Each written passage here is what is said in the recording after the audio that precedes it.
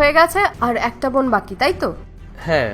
তাহলে তোমার যে বোনটার বিয়ে হয়নি তার তো 3টে জিজু, তাহলে সে 3টে জিজুর আদিঘরবালি হলো। তাহলে তো তার খুব কষ্ট হয়ে যায় 3টে জিজুর আদিঘরবালি হতে। এটা কি বলছো তুমি? মুখ সামলে কথা বলো, বুঝতে পারলে? আরে জিজু, তুমি এত রেগে যাচ্ছ কেন? তুমি যেমন আমার থেকে আশা করে বসে আছো যে আমি আদিঘরবালি হয়ে তোমার সব দায়িত্বগুলো পালন করব, তার মানে তোমার বোনেরও 3টে জিজুর আদিঘরবালি হওয়ার দায়িত্ব পালন করতে হচ্ছে, তাই তো? দেখো, একদম মুখ সামলে কিন্তু। রাহুল, কি চলছে এইসব? পূজা, তুমি এখানে?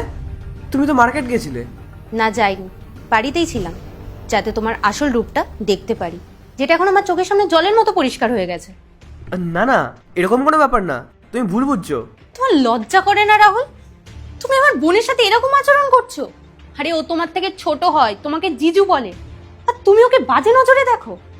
ভাগ্য ভালো যে বোন আমাকে সবটাই জানিয়ে দিয়েছিল। আমি তোমার ভালোবাসায় অন্ধ ছিলাম, তাই জন্য এতদিন তোমার রূপটা আমার সামনে আসছিল না। কিন্তু এখন আমি বুঝতে পেরেছি, আমি সবসময় আমার বোনকে দোষ দিতাম, কিন্তু না, আমি ভুল ছিলাম।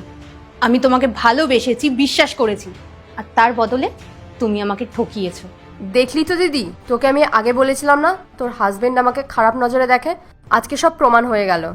আর এতদিন আমি চুপ করেছিলাম শুধু দিদির মান সম্মানের কথা ভেবে, কিন্তু আমি এখন বুঝে গেছি যে অন্যায় কর